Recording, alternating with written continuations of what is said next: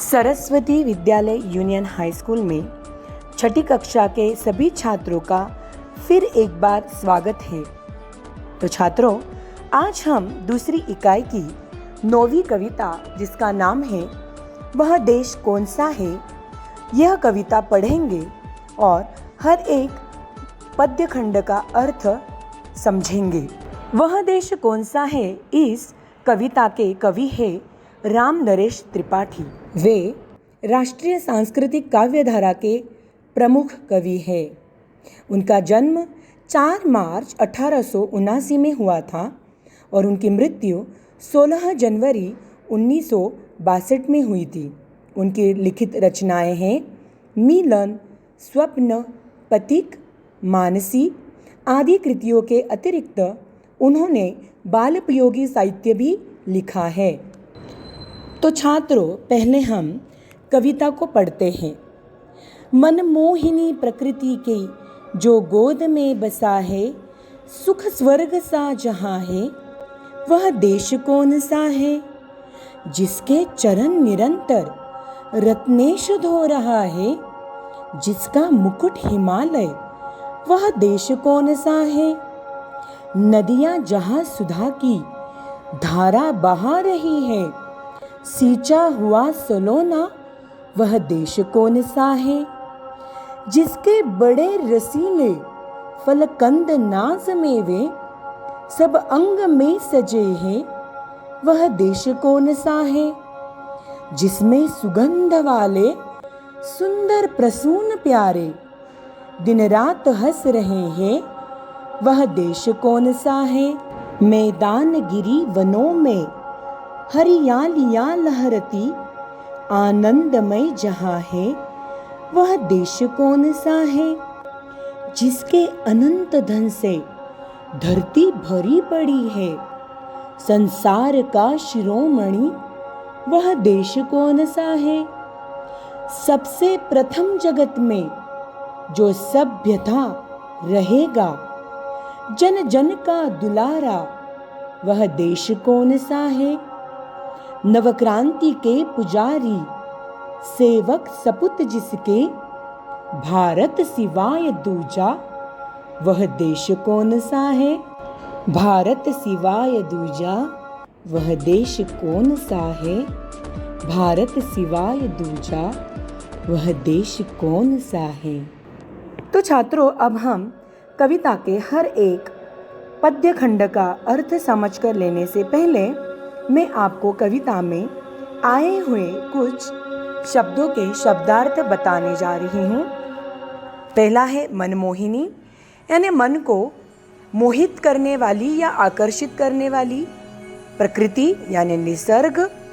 चरण पाँव, निरंतर, सदैव या हमेशा। रत्नेश समंदर, सागर। रसीले शब्द का अर्थ है रसवाले। अंग शब्द का अर्थ है शरीर या देह। सुगंध यानी अच्छा गंध या अच्छी बांस। प्रसून, इस शब्द का अर्थ है फूल। नदी का अर्थ है सरिता। सुधा यानी अमृत। सींचना यानी फसल वाली ज़मीन को पानी से भिगोना। सलोना, सुंदर। गिरि शब्द का अर्थ है पर्वत। आनंद यानी प्रसन्न। अनंत, असीमित। धन शब्द का अर्थ है संपत्ति। धरती यानी धरा या पृथ्वी। संसार, इस शब्द का अर्थ है विश्व। शिरोमणि, इसका मतलब है सर्वश्रेष्ठ। सभ्य शब्द का अर्थ है उच्च आचार विचारों वाला। दुलारा यानी लाडला। देश, इस शब्द का अर्थ है राष्ट्र। नवक्रांति यानी नया परिवर्तन या नई खोज। सपुत, इस शब्द का अर्थ है अच्छा पुत्र। और दूजा, इस शब्द का अर्थ है दूसरा। तो अब हम हर एक पद्य खंड का अर्थ समझ कर लेते हैं। मनमोहिनी प्रकृति की जो गोद में बसा है, सुख स्वर्ग सा जहाँ है, वह देश कौन सा है। प्रस्तुत कविता में कवि राम नरेश त्रिपाठी हमें भारत की महिमा एवं उसकी सुंदरता का वर्णन करते हुए कहते हैं कि भारत मनमोहिनी प्रकृति की गोद में बसा है। देखो, अब जब हम देखते हैं हमारे भारत में जो अलग अलग राज्य है और हर एक राज्य में निसर्ग यानी प्रकृति का जो सौंदर्य है वो सभी को मनमोहित करता है या सभी के मन को आकर्षित करता है। देखो, हम कभी कभी हमारे समर वेकेशंस में कुल्लू मनाली जाते हैं या कश्मीर में जाते हैं, देश विदेश के लोग उधर की जो प्रकृति है, जो निसर्ग है, उसे देखकर बहुत मोहित हो जाते हैं। हमारा मन ही वहाँ से वापस आने का नहीं होता है। वो जो प्रकृति है, कहते हैं कि स्वर्ग बहुत ही सुंदर जगह है। तो इस पृथ्वी पर जो भारत की जो सुंदरता है, प्रकृति की सुंदरता है, वो उस स्वर्ग की सुंदरता जैसी है। तो कवि यहाँ पर हमें पूछ रहे हैं कि ऐसा कौन सा देश है जिसकी प्रकृति इतनी सुंदर है, मनमोहक है। आगे हम देखते हैं, जिसके चरण निरंतर रत्नेश धो रहा है, जिसका मुकुट हिमालय, वह देश कौन सा है। यहाँ पर कवि हमें उस देश के सुंदरता के बारे में वर्णन भी कर रहे हैं और हमें उस देश का नाम पूछ रहे हैं। वो यहाँ पर हमें बोल रहे हैं कि ऐसा कौन सा देश है जिसके चरण यानी पाँव हमेशा सागर धो रहा है। रत्नेश यानी समुद्र या समंदर। देखो छात्रों, हम हमारे भारत देश को हमारी माता समान मानते हैं, उसे हम भारत माता कहते हैं। जब हम भारत माता के उत्तर दिशा में जाएंगे तो वहाँ पर क्या है, हिमालय पर्वत की रेंजेस है ना, वो पहाड़ियाँ वहाँ का जो सौंदर्य है, यहाँ पर कवि बोल रहे हैं वो मुकुट है। जैसे कि हमारे भारत माता के सिर में बिठाया हुआ वो जो हिमालय पर्वत है वो एक मुकुट है।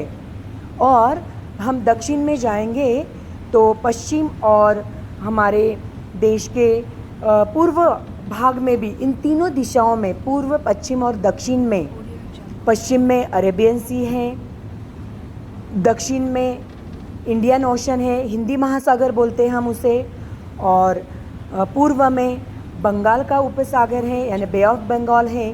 तो ये क्या कर रहे हैं, यानी हमारे भारत माता के चरणों को ये तीनों भी समंदर क्या कर रहे हैं, धो रहे हैं। कविता में आगे हम देखते हैं, नदियाँ जहाँ सुधा की धारा बहा रही है, सींचा हुआ सलोना वह देश कौन सा है। हर एक पद्यखंड में कवि हमें उस राष्ट्र के, उस देश के बारे में कुछ अलग अलग अच्छी बात वर्णन बोल रहे हैं और फिर वह पूछ रहे हैं कि वह कौन सा देश है। देखो यहाँ पर नदियाँ जहाँ सुधा की, इस हम देखते हैं कि हमारे देश में बहुत सारी नदियाँ हैं। हाँ, नदी को भी हम हमारी माता मानते हैं। क्यों मानते हैं, यहाँ पर कवि बोल रहे हैं कि उसकी जो धारा है, जो उसका बहता पानी है, उसे किसकी उपमा दी है कवि ने यहाँ पर, सुधा यानी अमृत की उपमा दी है। क्यों दी है ऐसी उपमा, क्योंकि जब ये नदियाँ बहती है, जिस प्रदेश से बहती है, वहाँ पर वो क्या करती है, उस प्रदेश को सुपिक बनाती है, समृद्ध बनाती है, वहाँ की खेती हरी भरी होती है। सींचा हुआ सलोना वह देश कौन सा है। सींचना यानी वहाँ की फसल वाली जो खेती है, उसे ये नदियों का जो पानी है वो क्या करते हैं, उस पानी से खेती को सींचते हैं, तब जाके हमें हरी भरी फसल दिखाई देती है और हमें अच्छा धान मिलता है। तो कवि वही पूछ रहे हैं कि वह देश कौन सा है जहाँ पर नदियाँ सुधा बहाती है यानी अमृत बहाती है, जिसके बड़े रसीले फलकंद नाज मेवे सब अंग में सजे है, वह देश कौन सा है। देखो ये जो नदियाँ अपना पानी बहाती है और बहती है, तो मैंने पहले आपको बोला कि वो बहते बहते जहाँ से बहती है उस प्रदेश की ज़मीन सुपीक और समृद्ध बनाती है, वहाँ की फसलें अच्छी होती है। तो इस देश में जो मीठे रसीले फल है, यहाँ पर कंद है, जो ज़मीन से उगते हैं, ज़मीन के अंदर होते हैं, उन्हें बोलते हैं कंद। नाज यानी अनाज, हाँ मेवे, यहाँ पर मेवे हम जो जंगल में होते हैं, जैसे कि हम देखो अभी समर वेकेशंस में हम वो ये जामुन खाते हैं, बेर खाते हैं, उसे मेवे कहते हैं। और मेवे का दूसरा भी एक अर्थ है कि जो काजू है, बादाम है, पिस्ता है, किशमिश है, उनको भी मेवे कहते हैं। तो ये भी हमें कहाँ खेती से मिलते हैं। तो ये फल, कंद, नाज, मेवे, ये सब क्या हैं? हमारे भारत माता के अंग के, शरीर के ऊपर सजे हुए गहने हैं। गहनों के रूप में ये सजे हैं। इन फल, कंद, नाज, मेवों को कवि ने क्या किया है? गहनों की उपमा दी है। अब हम कविता में आगे देखते हैं। जिसमें सुगंध वाले सुंदर प्रसून प्यारे, दिन रात हंस रहे हैं, वह देश कौन सा है? देखो यहाँ पर कवि भारत माता का वर्णन, उसकी सुंदरता का वर्णन करते हैं और हमें पूछ रहे हैं जिसमें सुगंध वाले सुंदर प्रसून प्यारे। सुंदर यानी सब बहुत खूबसूरत, प्रसून यानी फूल। वो फूल कैसे हैं? अच्छे सुगंध वाले हैं। और बहुत देखो, हर एक राज्य में अलग अलग फूल हम देखते हैं, हर एक राज्य की वो खासियत है। और हमारे देश में बहुत सारे फूलों के प्रकार हैं, जैसे कि गेंदा है, गुलाब है, मोगरा है, चमेली है, जासवंद है, जाई है, जुई है, सोनचाफा है, बहुत सारे फूल हैं यहाँ पर। तो उनके सुगंध, वो सब फूल कैसे सुगंध वाले हैं और दिन रात हंस रहे हैं। देखो ये जो फूल जो अपने पौधों के ऊपर आते हैं, ये फूल तो हवा की वजह से वो दिन रात क्या होते हैं? डोलते रहते हैं। और बहुत सुंदर लगते हैं ये फूलों की। हम जब खेती देखते हैं तो बहुत सुंदर दिखती है। हर एक फूल का अलग अलग सुगंध है, अलग अलग रंग है, हर एक की अपनी एक खासियत है। तो कवि वहाँ पर बार बार वही पूछ रहे, इतना सारा सुंदरता से भरा हुआ वो देश कौन सा है? मैदान गिरी वनों में हरियालियाँ लहरती, आनंद में जहाँ है वह देश कौन सा है? यहाँ पर कवि हमें पूछ रहे हैं, उस देश में मैदान, गिरी यानी पर्वत, वन, सभी हरियाली से भरे हुए हैं। उस हरियाली को हम देखते हैं तो हमारा मन आनंदित होता है। पूरा वातावरण उस हरियाली से आनंदमय हो जाता है। आप मैदानों में देखो, बड़े बड़े पर्वतों में देखो, वनों में देखो, सब जगह पर हरियालियाँ ही हरियालियाँ लहरती रहती है। हमारा मन आनंदित हो जाता है। तो ऐसा ये कौन सा देश है जिसके अनंत धन से धरती भरी पड़ी है, संसार का शिरोमणि वह देश कौन सा है? जिसके अनंत, अनंत यानी असीमित, जिसका कोई अंत नहीं, उतना धन संपत्ति है। वो कौन सी संपत्ति है? यहाँ पर अनाज, फसल को संपत्ति माना गया है। हाँ, उसे धन माना गया है, जिससे उस देश के सभी लोगों का उदर निर्वाह होता है। और जगत के, विश्व के दूसरे देशों में भी वो अनाज दिया जाता है। ऐसी संपत्ति है हमारे पास जिसका कोई अंत नहीं है। तो पूरे विश्व का ये देश क्या है? पूरे विश्व में ये देश सबसे श्रेष्ठ है। शिरोमणि शब्द का अर्थ है सर्वश्रेष्ठ है। कवि रामनरेश त्रिपाठी भारत माता का वर्णन करते हुए यहाँ पर हमें बोलते हैं कि उस देश की संस्कृति इतनी बढ़िया है, सबसे प्रथम जगत में जो सभ्य था और रहेगा। यहाँ पर कवि बोल रहे हैं कि पूरे जगत में, पूरे विश्व में, पूरे पृथ्वी पर ये जो देश है सबसे आगे है अपनी संस्कृति में, जो सभ्य था और रहेगा। उसके सभ्य शब्द का यहाँ पर अर्थ है उच्च आचार विचार। उसकी संस्कृति सबसे श्रेष्ठ है, सबसे अच्छी है। जन जन का दुलारा वह देश कौन सा है। इसीलिए जन यानी हर एक लोगों का, जन शब्द का अर्थ है लोग, हर एक का दुलारा है वो देश। दुलारा यानी लाडला है।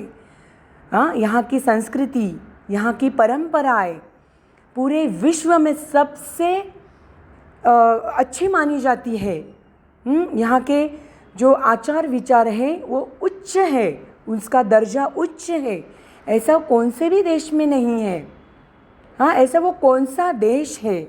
नवक्रांति के पुजारी, सेवक सपूत जिसके, भारत सिवाय दूजा वह देश कौन सा है।